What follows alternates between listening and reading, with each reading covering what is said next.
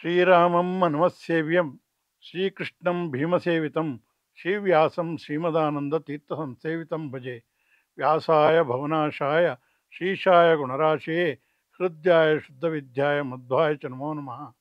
ಪರಮಾತ್ಮನೇ ಸತತಂ ಏಕರೂಪಿಣೆ ದಶರೂಪಿಣೆ ಶತಸಹಸ್ರರೂಪಿಣೆ ಅವಿಕಾರಿಣೆ ಸ್ಫುಟಂ ಅನಂತರೂಪಿಣೆ ಸುಖತಿ ಸಮಸ್ತತನವೇ ನಮೋ ನಮಃ.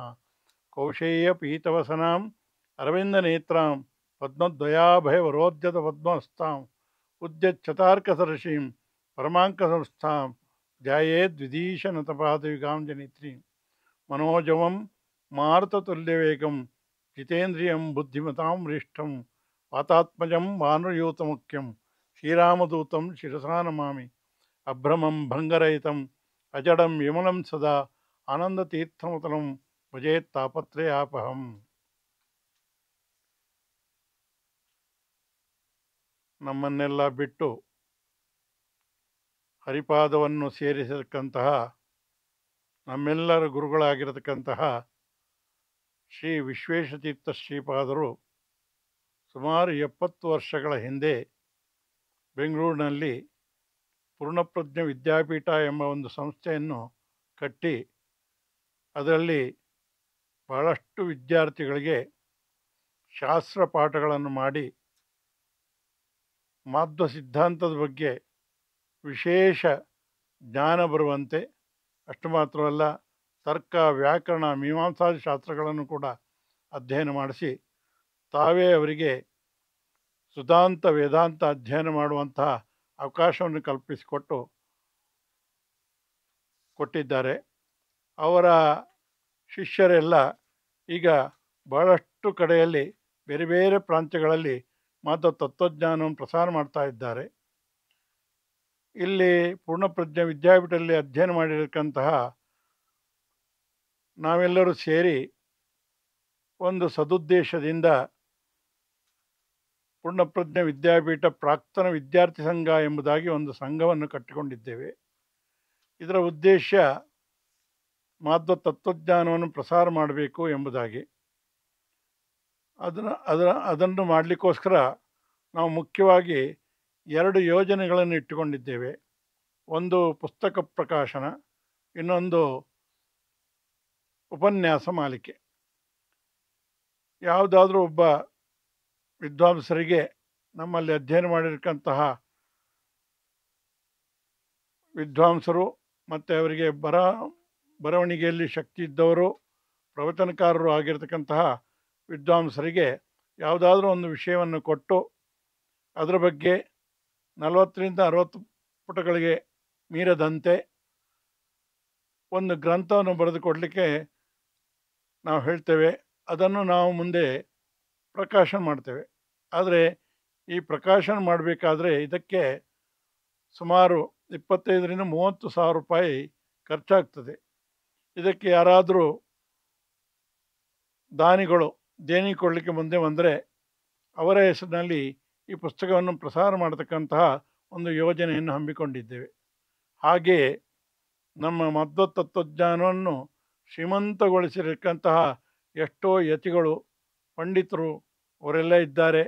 ಹಾಗೆಯೇ ಭಗವಂತನ ಅನೇಕ ಅವತಾರಗಳು, ಹಬ್ಬ ಹರಿದಿನಗಳು ಇತ್ಯಾದಿಗಳೆಲ್ಲವೇ. ಅದರ ಬಗ್ಗೆ ವಿಶೇಷ ಮಾಹಿತಿ ಕೊಡುವಂತೆ ನಮ್ಮ ಪಂಡಿತರಿಂದ ಒಂದು ಅರ್ಧ ಗಂಟೆ ಉಪನ್ಯಾಸವನ್ನು ಮಾಡತಕ್ಕಂತಹ ಒಂದು ಕಾರ್ಯಕ್ರಮವನ್ನು ನಾವು ಹಮ್ಮಿಕೊಂಡಿದ್ದೇವೆ. ಇದಕ್ಕೆ ಯಾರಾದರೂ ಒಂದು 2,000 ರೂಪಾಯಿಯನ್ನು ಕೊಟ್ಟರೆ ಅವರ ಹೆಸರಿನಲ್ಲಿ ಒಂದು ಉಪನ್ಯಾಸವನ್ನು ನಾವು ಪ್ರಸಾರ ಮಾಡಲಿಕ್ಕಿದ್ದೇವೆ. ಇವತ್ತು ಪಕ್ಷಮಾಸದ ಬಗ್ಗೆ ನಮ್ಮ ವಿದ್ಯಾಪೀಠದಲ್ಲಿ ಶ್ರೀ ವಿಶ್ವೇಶತೀರ್ಥರಿಂದ ಸುಧಾವನ್ನು ಅಧ್ಯಯನ ಮಾಡಿರತಕ್ಕಂತಹ ಪಂಡಿತರಾಗಿರತಕ್ಕಂತಹ ಪ್ರಶಾಂತ ಭಾರ್ಗವರು ಗರುಡ ಪುರಾಣದ ಬಗ್ಗೆ ಹೇಳಲಿಕ್ಕಿದ್ದಾರೆ. ಅವರು ಬಹಳಷ್ಟು ಬಾರಿ ಈ ಗರುಡ ಪುರಾಣವನ್ನು ಹೇಳಿದ್ದಾರೆ. ಅವರು ಇವತ್ತು ಗರುಡ ಪುರಾಣದಲ್ಲಿ ಒಬ್ಬ ಜೀವಿ ಮೃತನಾಗಿ ಅವನು ನರಕಕ್ಕೆ ಪ್ರವೇಶ ಮಾಡುವುದಲ್ಲ, ಯಮಭಟರು ಎಳೆದುಕೊಂಡು ಹೋಗತಕ್ಕಂಥದ್ದು. ಅಲ್ಲಿ ಏನೆಲ್ಲ ಕಷ್ಟಗಳನ್ನು ಅನುಭವಿಸ್ತಾನೆ, ನರಕದಲ್ಲಿ ಏನೆಲ್ಲ ಶಿಕ್ಷೆಗಳನ್ನು ಅನುಭವಿಸ್ತಾನೆ. ಅನಂತರ ಅವನು ತಿರುಗಿ ಏನಾದ್ರು ಪುಣ್ಯಶೇಷ ಇದ್ದರೆ ಸ್ವರ್ಗಕ್ಕೆ ಹೋಗಿ ಪುನಃ ಅಲ್ಲಿಂದ ಭೂಲೋಕಕ್ಕೆ ಯಾವ ರೀತಿಯಾಗಿ ಬರ್ತಾನೆ, ಪುನಃ ಈ ಸಂಸಾರದಲ್ಲಿ ಹೇಗೆ ಇರ್ತಾನೆ, ಪುನಃ ಹೇಗೆ ಮರಣಿಸ್ತಾನೆ, ಈ ಒಂದು ವಿಚಾರದ ಬಗ್ಗೆ ಗರುಡ ಪುರಾಣದಲ್ಲಿ ಪ್ರೇತಕಾಂಡದಲ್ಲಿ ಹೇಳಿರತಕ್ಕಂಥ ವಿಷಯವನ್ನು ಅವರು ಸಂಕ್ಷೇಪವಾಗಿ ಹೇಳಲಿಕ್ಕಿದ್ದಾರೆ. ಅವರಿಗೆ ಆ ಪ್ರಶಾಂತ ಭಾರ್ಗವ್ ಅವರು ಈಗ ತಮ್ಮ ಉಪನ್ಯಾಸವನ್ನು ಹೇಳಬೇಕು ಎಂಬುದಾಗಿ ನಾನು ಅವರಲ್ಲಿ ಕೇಳ್ಕೊಳ್ತಾ ಇದ್ದೇನೆ. ಆಪಾದಮೌಲಿಪರ್ಯಂತಂ ಗುರುಣಾಮಾಕೃತಿಂ ಸ್ಮರೇತ್ ತೇನ ವಿಘ್ನಾಃ ಪ್ರಣಶ್ಯಂತಿ ಸಿದ್ಧ್ಯಂತಿ ಚ ಮನೋರಥಾಃ. ತಪಸ್ವಾಧ್ಯಾಯ ಶುಶ್ರೂಷಾ ಕೃಷ್ಣಪೂಜಾರತಂ ಮುನಿಂ ವಿಶ್ವೇಶಮಿಷ್ಟದಂ ವಂದೇ ಪರಿವ್ರಾಟ್ ಚಕ್ರವರ್ತಿನಂ. ಶ್ರೀ ಗುರುಭ್ಯೋ ನಮಃ. ಹರಿ ಓಂ. ಪಕ್ಷಮಾಸದ ಪ್ರಯುಕ್ತ ಗರುಡ ಪುರಾಣದ ಚಿಂತನೆಯನ್ನು ನಡೆಸ್ತಾ ಇದ್ದೇವೆ. ಪುರಾಣಗಳಲ್ಲಿ 3 ಪುರಾಣಗಳು ಅತ್ಯಂತ ಮುಖ್ಯ ಪುರಾಣಗಳು ಅಂತ ಕರೆಸಿಕೊಂಡಿವೆ. ತ್ರೀಣ್ಯೇವ ಕಲೌ ಮುಖ್ಯಾನಿ: ಭಾಗವತ ಪುರಾಣ, ವಿಷ್ಣು ಪುರಾಣ ಹಾಗೂ ಗರುಡ ಪುರಾಣ ಎಂಬುದಾಗಿ. ಗರುಡ ಪುರಾಣದಲ್ಲಿ 3 ಅಂಶಗಳಿವೆ. ಧರ್ಮಾಚರಣೆಯನ್ನು ತಿಳಿಸಿಕೊಡ್ತಕ್ಕಂತಹ ಧರ್ಮಕಾಂಡ, ಬ್ರಹ್ಮನನ್ನು ತಿಳಿಸಿಕೊಡ್ತಕ್ಕಂತಹ ಬ್ರಹ್ಮಕಾಂಡ ಹಾಗೂ ಜೀವನ ಉತ್ತರ ಕ್ರಿಯೆಗಳನ್ನು ತಿಳಿಸಿಕೊಡ್ತಕ್ಕಂತಹ ಪ್ರೇತಕಾಂಡ ಅಥವಾ ಅದನ್ನು ಕರ್ಮಕಾಂಡ ಎಂಬುದಾಗಿ ಹೇಳ್ತಾ ಇದ್ದಾರೆ. ಪಕ್ಷಮಾಸ ಅದರಲ್ಲಿ ನಾವು ಪ್ರೇತಕಾಂಡವನ್ನು ವಿಶೇಷವಾಗಿ ಚಿಂತನೆ ಮಾಡಬೇಕು, ಅದನ್ನು ಶ್ರವಣ ಮಾಡಬೇಕು. ಆದ್ದರಿಂದ ಪ್ರೇತಕಾಂಡದ ವಿಚಾರವನ್ನು ಯಥಾಮತಿ ತಿಳಿಯೋಣ. ಒಬ್ಬ ಜೀವ ಅಂತ್ಯಕಾಲದಲ್ಲಿ ಪಾಪಿಷ್ಠನಾಗಿರತಕ್ಕಂಥವನು ಬಹಳ ದುಃಖವನ್ನು ಅನುಭವಿಸ್ತಾನೆ. ಅವನಿಗೆ ಉಸಿರಾಡೋದು ಕೂಡ ಬಹಳ ಕಷ್ಟವಾಗಿರುತ್ತೆ. ಕಾಸಶ್ವಾಸ ಕೃತ ಆಯಾಸಃ ಕಂಠೆ ಘುರುಘುರಾಯತೆ ಅಂತ ಹೇಳಿದಂತೆ ಬಹಳ ದುಃಖವನ್ನು, ಆಯಾಸವನ್ನು ಪಡ್ತಾ ಇರ್ತಾನೆ ಅವನು. ಹಾಗೆ 100 ಚೇಳು ಏಕಕಾಲದಲ್ಲಿ ಕಚ್ಚಿದ್ರೆ ಎಷ್ಟು ದುಃಖವಾಗಬೇಕೋ ಅಷ್ಟು ದುಃಖ ಅವನಿಗೆ ಅಂತ್ಯಕಾಲದಲ್ಲಿ ಆಗುತ್ತೆ ಅಂತ ಹೇಳಿ. ಆ ಕಾಲದಲ್ಲಿ ಅಲೌಕಿಕವಾದಂಥ ವಸ್ತುವನ್ನು ವಿಶ್ವಾಸ ಮಾಡದೇ ಇರತಕ್ಕಂತಹ ವ್ಯಕ್ತಿಗೆ ದೈವೀ ದೃಷ್ಟಿ ಪ್ರಜಾಯತೆ, ಅಲೌಕಿಕವಾದಂತಹ ಚಕ್ಷುಸ್ಸನ್ನು ಭಗವಂತ ಕೊಡ್ತಾನೆ. ಇನ್ನು ಯಾವುದನ್ನು ಒಪ್ಪಿರ್ಲಿಲ್ವಲ್ಲಪ್ಪ, ಎಲ್ಲ ನಿನ್ನ ಕಣ್ಮುಂದೆ ಇದೆ ನೋಡು ಅಂಥೇಳಿ ಏಕೀಭೂತಂ ಜಗತ್ ಸರ್ವಂ, ಎಲ್ಲವನ್ನೂ ಅವನು ನೋಡ್ತಾ ಇದ್ದಾನೆ. ಇಹಲೋಕ ಪರಲೋಕ ಎಲ್ಲವನ್ನು ನೋಡುವಂತಹ ಒಂದು ಸಾಮರ್ಥ್ಯ ಅವನಿಗೆ ಬರ್ತಾ ಇದೆ. ಆ ಕಾಲದಲ್ಲಿ ಯಮದೂತೌ ತದಾ ಪ್ರಾಪ್ತೌ ಭೀಮೌ ಸರಭಸೇಕ್ಷಣೌ. ಮರಣಕಾಲಕ್ಕೆ ಇವನು ಸಮೀಪಿಸಿರ್ತಕ್ಕಂತಹ ಕಾಲ. ಕೋಪದಿಂದ ಯುಕ್ತರಾಗಿರತಕ್ಕಂಥ ಯಮದೂತರು ಇಬ್ಬರು ಬಂದರು. ಭಯಾನಕವಾಗಿರ್ತಾರೆ. ಭೀಮೌ ಸರಭಸೇಕ್ಷಣೌ ಪಾಶದಂಡಧರೌ, ಪಾಶದಂಡಧಾರಿಗಳಾಗಿದ್ದಾರೆ, ನಗ್ನರಾಗಿದ್ದಾರೆ. ದಂತೈಹಿ ಕಟಕಟಾಯತೌ, ಕಟಕಟ ಕಟಕಟಕಟ ಹಲ್ಲು ಕಡಿತಾ ಇದ್ದಾರಂತೆ. ಆ ಕೂದಲಂತೂ ಹೇಗಿರುತ್ತೆ ಅಂದರೆ ಊರ್ಧ್ವಕೇಶವು ಅಂತ ಹೇಳ್ತಾರೆ. ಎಲ್ಲ ನಿಮಿರಿ ನಿಂತು ಬಿಟ್ಟಿರುತ್ತಂತೆ ಆ ಕೂದಲು. ಕಾಗೆ ಬೆಳ್ಳಗಿದೆ ಅಂತೀರ ನೀವು, ಅದಕ್ಕಿಂತ ಕಪ್ಪಿರ್ತಾರಂತಿವರು. ನಖಾಯುಧವು, ಆ ಉಗುರುಗಳೇ ಆಯುಧಗಳಂತೆ ಇರುತ್ತೆ. ಈ ರೀತಿಯಾಗಿರ್ತಕ್ಕಂತಹ ಆ ಯಮದೂತರನ್ನು ಕಂಡು ಭಯಗ್ರಸ್ತನಾಗ್ತಾ ಇದ್ದಾನೆ ಜೀವ. ಆಗ ಅವನ ಶರೀರದಿಂದ ಪಾಶ ಹಾಕಿ ಆ ಜೀವನನ್ನ ಎಳ್ಕೊಂಡು ಹೋಗ್ತಾ ಇದ್ದಾರೆ. ಅಂಗುಷ್ಟ ಮಾತ್ರ ಪುರುಷ ಹಾಹಾ ಕುರುವನ್ ಕಲೇವರಾತ್ ಅಂತ ಹೇಳಿ ತದೈವ ಗೃಹ್ಯತೆ ದೂತೈಹಿ ಯಾಮೈಹಿ ಪಶ್ಯನ್ ಸ್ವಕಂ ಗೃಹಂ. ಅಂಗುಷ್ಟ ಮಾತ್ರ ಜೀವ ಹಾಹಾ ಅಂತ ಶಬ್ದ ಮಾಡ್ತಾ ಇದ್ದಾನೆ. ಆಗ ಯಮದೂತರು ಶರೀರದಿಂದ ಆ ಜೀವನನ್ನ ಎಳೆದುಕೊಂಡು ಹೋಗ್ತಾ ಇದ್ದಾರೆ ಅಂತ ಹೇಳಿದ ಮೇಲೆ ಯಾತನಾ ದೇಹಮಾವೃತ್ಯ, ಯಾತನಾಮಯವಾಗಿರ್ತಕ್ಕಂಥ ಶರೀರವನ್ನ ಜೀವ ಹೊಂದುತ್ತಾ ಇದ್ದಾನೆ. ಅದಾದ ಮೇಲೆ ಅವನನ್ನ ಯಮಲೋಕಕ್ಕೆ ಕರ್ಕೊಂಡು ಹೋಗ್ತಾ ಇದ್ದಾರೆ ದೂತರು. ಅಲ್ಲಿ ಭಯಪ್ರದವಾಗಿರ್ತಕ್ಕಂತಹ ನರಕಯಾತನೆಗಳನ್ನು ನೋಡಿದ್ದಾನೆ ಈ ಜೀವ. ಬಹಳ ಭಯವಾಗಿ ಹೋಗುತ್ತವನಿಗೆ. ಅಷ್ಟೆಲ್ಲ ನೋಡಿದ ಮೇಲೆ ಯಮಂ ವೀಕ್ಷ ಭಯಂ ಪುಮಾನ್ ಯಮಾಜ್ಞೆಯ ಸಮಂ ದೂತೈಹಿ ಪುನರಾಯಾತಿ ಖೇಚರಃ. ಭಗವಂತ ಹೇಳ್ತಾ ಇದ್ದಾನೆ ಗರುಡದೇವರಿಗೆ, ಪುನಃ ಯಮದೇವರು ಆಜ್ಞೆ ಮಾಡ್ತಾರೆ ಅವ್ರ ದೂತರಿಗೆಲ್ಲ, ಇವನನ್ನು ಕರ್ಕೊಂಡು ಹೋಗ್ರಿ ಪುನಃ ಅಂಥೇಳಿ ಆಕಾಶ ಮಾರ್ಗದಲ್ಲಿ ತನ್ನ ಮನೆಗೆ ಅವನು ಹಿಂತಿರುಗಿ ಬರ್ತಾನೆ. ಬಂದಾಗ ಏನಾಯಿತು, ಹಿಂದಿನ ಸಂಸ್ಕಾರದಿಂದ ಯುಕ್ತನಾಗಿ ಆ ಜೀವ ಆ ಶರೀರ ಏನಿದೆ, ತಾನು ತ್ಯಾಗ ಮಾಡಿದಂತಹ ಶರೀರ, ಆ ಶರೀರವನ್ನು ಪ್ರವೇಶ ಮಾಡೋದಕ್ಕೆ ಅಂತ ಇಚ್ಛೆ ಪಡ್ತಾನೆ. ದೇಹಮಿಚ್ಚನ್ ಯಮಾನುಗೈಹಿ ವಾಸನಾಬದ್ಧ ಆಗಮ್ಯ, ಅಲ್ಲಿಂದ ಹಿಂದೆ ಬಂದಂಥವನು ಆ ಶರೀರದೊಳಗಡೆ ಪ್ರವೇಶ ಮಾಡೋದಕ್ಕೆ ಇಚ್ಛೆ ಪಡ್ತಾ ಇದ್ದಾನೆ. ಆದರೆ ಅವಕಾಶ ಕೊಡ್ತಾ ಇಲ್ಲ ಯಮದೂತರು. ಧೃತಃ ಪಾಶೇನ ರುದತಿ ಕ್ಷುದ್ರುಭ್ಯಾಂ ಪರಿಪೀಡಿತಃ.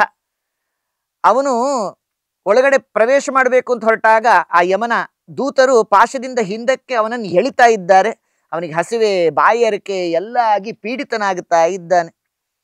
ಆಗ ಮಕ್ಕಳು ಪಿಂಡ ಪ್ರದಾನ ಮಾಡಿದ್ರೆ ಅವರಿಗೆ ಆಹಾರ. ಭುಂಕ್ತೆ ಪಿಂಡಂ ಸುತೈಹಿ ದತ್ತಂ ದಾನಂ ಚಾತುರ ಕಾಲಿಕಂ ಅಂತ ಹೇಳ್ತಾ ಇದ್ದಾರೆ. ಆತುರ ಕಾಲದಲ್ಲಿ ಕೊಟ್ಟಂತಹ ಆ ದಾನ ಧರ್ಮಗಳಿಂದ ಇವರಿಗೆ ತೃಪ್ತಿ ಉಂಟಾಗತ್ತೆ. ಅದಕ್ಕೋಸ್ಕರವೇ ಅವಶ್ಯವಾಗಿ ಪುತ್ರಾದಿಗಳು ಪಿಂಡ ಪ್ರದಾನವನ್ನ ಮಾಡಬೇಕು. ಇಲ್ಲ ಅಂದ್ರೆ ಭವಂತಿ ಪ್ರೇತರೂಪಾಹಾತೆ. ಒಂದು ವೇಳೆ ಪಿಂಡ ಪ್ರದಾನವನ್ನ ಮಾಡದೆ ಹೋಯ್ತು ಅಂತಂದ್ರೆ ಅವರು ಪ್ರೇತರಾಗಿರ್ಬೇಕಾಗತ್ತೆ. ಪಿಂಡ ಅಂದ್ರೆ ನಮಗದೊಂದು ಬೈಗಳದ ಶಬ್ದ ಅಂತ ಆಗಿದೆ. ಪಿಂಡ ಅನ್ನತಕ್ಕಂಥದ್ದು ಬೈಗಳದ ಶಬ್ದ ಅಲ್ಲ. ಪಿಂಡ ಅಂದ್ರೆ ಶರೀರ ಅಂತ ಅರ್ಥ.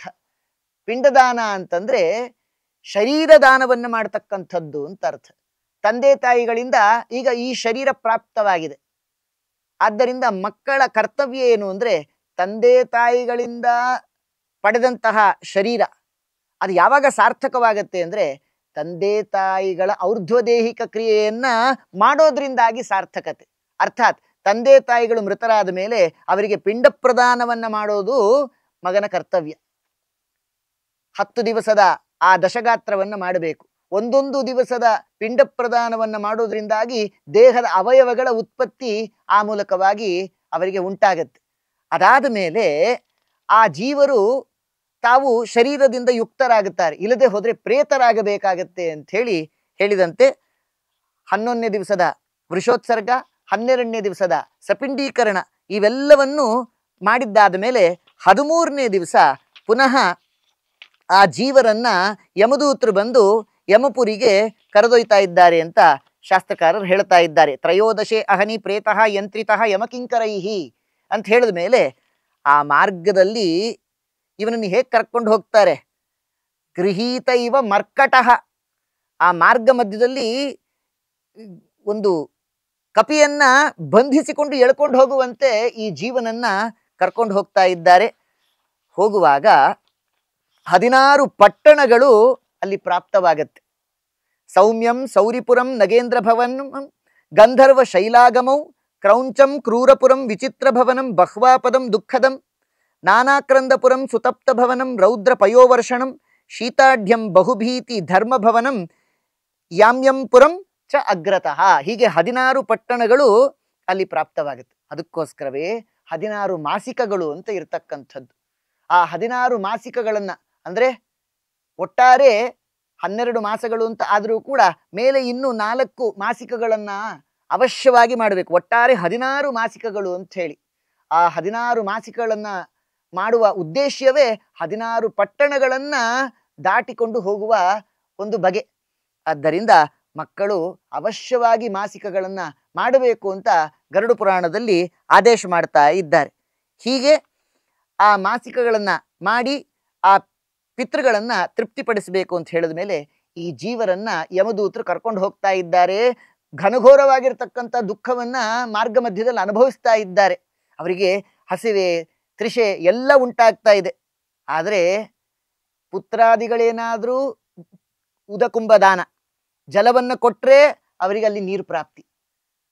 ಬಹಳ ಚಳಿ ಆಗ್ತಾ ಇದೆ, ಬಹಳ ಬಿಸಿಲಿದೆ. ದ್ವಾದಶಾದಿತ್ಯಾಹ ಪ್ರಳಯಾಂತೆ ಯಥಾಖಗ. ಭಗವಂತ ಹೇಳ್ತಾ ಇದ್ದಾನೆ ಗರುಡದೇವರಿಗೆ, ದ್ವಾದಶಾದಿತ್ಯರು 12 ಸೂರ್ಯರು ಏಕಕಾಲಕ್ಕೆ ಪ್ರಕಾಶಿಸಿದ್ರೆ ಎಷ್ಟು ತಾಪವಾಗಬೇಕು ಅಷ್ಟು ತಾಪ ಉಂಟಾಗತ್ತೆ. ಎಷ್ಟು ಚಳಿ ಅಂದ್ರೆ ಅಷ್ಟು ಶೈತ್ಯ ಉಂಟಾಗತ್ತೆ. ಅದಕ್ಕೆ ವಸ್ತ್ರದಾನ ಮಾಡಿದ್ರೆ ಅವರಿಗೆ ವಿಶೇಷವಾಗಿರ್ತಕ್ಕಂಥ ತೃಪ್ತಿ ಉಂಟಾಗತ್ತೆ. ಇನ್ನು ಜಲದಾನ ಮಾಡಿದ್ರೆ ಅವರಿಗೆ ಕುಡಿಲಿಕ್ಕೆ ನೀರು ಸಿಗುತ್ತೆ. ಇಲ್ಲ ಅಂದ್ರೆ ನ ಜಲಂ ದೃಶ್ಯತೆ ಕ್ವಾಪಿ ತೃಷಿತಃ ಅತೀವ ಯಪ್ಪಿಬೇತ್. ಬಹಳ ನೀರು ಬೇಕು ಅಂತ ಅನಿಸಿದೆ, ತೃಷೆ ಆಗಿದೆ, ಕುಡಿಯಕ್ಕೆ ನೀರು ಕೊಡ್ರಿ ಅಂದ್ರೆ ನೀರು ಸಿಗೋದಿಲ್ಲ ಅಂತಿದ್ದಾರೆ. ಅದರಿಂದಾಗಿ ಶೀತ ವಾತೇನ ಪೀಡಿತ, ಬಹಳ ಶೈತ್ಯ ಉಂಟಾಗ್ತಾ ಇದೆ. ಅನೇಕ ಕ್ರೂರ ಮೃಗಗಳು ಇವನ ಮೇಲೆ ಧಾವಿಸಿ ಬರ್ತಾ ಇದೆ. ಇಂತಹ ರೀತಿಯಲ್ಲಿ ದುಃಖವನ್ನು ಅನುಭವಿಸೋ ಕಾಲಕ್ಕೆ ಅಲ್ಲಿ ಶತಯೋಜನ ವಿಸ್ತೀರ್ಣ ಪೂಯ ಶೋಣಿತ ವಾಹಿನಿ, 100 ಯೋಜನ ವಿಸ್ತೃತವಾಗಿರ್ತಕ್ಕಂತಹ ಒಂದು ಘನಘೋರವಾದ ಆ ನದಿ ಸಿಗ್ತಾ ಇದೆ. ಅದನ್ನು ವೈತರಣಿ ನದಿ ಅಂತ ಹೇಳ್ತಾ ಇದ್ದಾರೆ. ಅದು ಸಾಮಾನ್ಯ ನಾವು ಲೋಕದಲ್ಲಿ ಕಾಣುವಂತಹ ನದಿ ಅಲ್ಲ. ಅದೇನದು? ಪೂಯ ಶೋಣಿತ ವಾಹಿನಿ, ರಕ್ತ, ಕೀವು, ಎಲುಬು, ಮಾಂಸ, ಮೂಳೆಗಳ ರಾಶಿಯಿಂದ ಕೂಡಿರ್ತಕ್ಕಂತಹ ಘನಘೋರವಾಗಿರ್ತಕ್ಕಂತಹ ಒಂದು ನದಿ. ಆದ್ದರಿಂದ ಆ ವೈತರಣಿ ನದಿಯನ್ನ ದಾಟೋದಕ್ಕೋಸ್ಕರವಾಗಿ 171ನೇ ದಿವಸದಿಂದ 180 ದಿವಸದ ಒಳಗಾಗಿ, ಅರ್ಥಾತ್ ಈಗ ಪ್ರಚಲಿತದಲ್ಲಿರ್ತಕ್ಕಂಥದ್ದು 5.5 ತಿಂಗಳಿಗೆ ಊನ ಷಾಣ್ಮಾಸಿಕ ಅಂತ ಹೇಳುವಂತೆ ಆ ಗೋದಾನವನ್ನು ಮಾಡ್ತಕ್ಕಂಥದ್ದು. ವೈತರಣಿ ಗೋದಾನ ಅಂತ ಪ್ರಸಿದ್ಧವಾಗಿದೆ. ವಸ್ತುತಸ್ತು 6 ಗೋದಾನಗಳನ್ನ ಶಾಸ್ತ್ರಕಾರರು ಹೇಳಿದ್ರೂ ಕೂಡ ಈಗ ಪ್ರಚಲಿತದಲ್ಲಿರ್ತಕ್ಕಂಥದ್ದು ವೈತರಣಿ ಗೋದಾನ ಅಂತ ನಾವು ತಿಳಿಬೇಕು. ಆ ಜೀವನಿಗೆ ಅನೇಕ ವಿಧವಾಗಿ ದುಃಖವನ್ನ ಕೊಡ್ತಾ ಎಳ್ಕೊಂಡು ಹೋಗ್ತಾ ಇದ್ದಾರೆ. ಅವನು ಹಿಂದೆ ತಾನು ಮಾಡಿರ್ತಕ್ಕಂಥ ಪಾಪ ಕರ್ಮಗಳನ್ನ ಆಲೋಚನೆ ಮಾಡ್ತಾ ಇದ್ದಾನಂತೆ. ಮಹತಾ ಪುಣ್ಯಯೋಗೇನ ಮಾನುಷಂ ಜನ್ಮ ಲಭ್ಯತೆ. ಎಷ್ಟೋ ಪುಣ್ಯ, ಕೋಟಿ ಕೋಟಿ ಜನ್ಮಗಳ ಪುಣ್ಯ ವಿಶೇಷದಿಂದ ಮನುಷ್ಯ ಜನ್ಮ ಬರೋದು. ನಾನು ಎಷ್ಟು ಅನರ್ಥ ಮಾಡಿಕೊಂಡು ಬಿಟ್ಟೆ. ನಾನು ನಿತ್ಯದಾನಂ ನ ಗವಾಹ್ನಿಕಂ ಕೃತಂ ನ ವೇದಶಾಸ್ತ್ರಾರ್ಥ ವಚ ಪ್ರಮಾಣಿತಂ. ವೇದಾದಿ ಶಾಸ್ತ್ರಗಳನ್ನ ಅಧ್ಯಯನ ಮಾಡಲಿಲ್ಲ, ಜ್ಞಾನಿಗಳನ್ನ ನಾನು ಸೇವಿಸಲಿಲ್ಲ, ಏಕಾದಶಿ ವ್ರತಾದಿಗಳನ್ನ ನಾನು ಮಾಡಲಿಲ್ಲ, ಯಾವುದನ್ನೂ ನಾನು ಮಾಡಲಿಲ್ಲ. ಕೀದೃಶಂ ಹಿ ಮಯಾ ಕೃತಂ. ಎಷ್ಟು ಅನರ್ಥ ಮಾಡಿಕೊಂಡು ಬಿಟ್ಟೆ ನನ್ನ ಜೀವನವನ್ನ ಅಂತ ಅವನು ಪರಿತಪಿಸ್ತಾ ಇದ್ದಾನೆ. ಆ ಕಾಲಕ್ಕೆ ಇವನನ್ನ ಹಿಂಸಿಸಿಕೊಂಡು ಅವನಿಗೆ ಶಿಕ್ಷೆ ಮಾಡ್ತಾ ಯಮದೂತರು ಎಳ್ಕೊಂಡು ಹೋಗ್ತಾ ಇದ್ದಾರೆ. ಅವನು ಕೇಳ್ತಾನಂತೆ, ನಿಮಗೆ ಸ್ವಲ್ಪನೂ ದಯೆ ಇಲ್ವಾ? ಹೀಗೆ ಶಿಕ್ಷೆ ಮಾಡ್ತಾ ಇದ್ದೀರಲ್ಲ ಅಂತ. ಆಗ ಯಮದೂತರು ಹೇಳ್ತಾರೆ, ನಾವು ಕೇವಲ ಶಿಕ್ಷೆ ಮಾಡೋದಕ್ಕೆ ಇರತಕ್ಕಂಥವ್ರು, ಯಮನ ದೂತರು.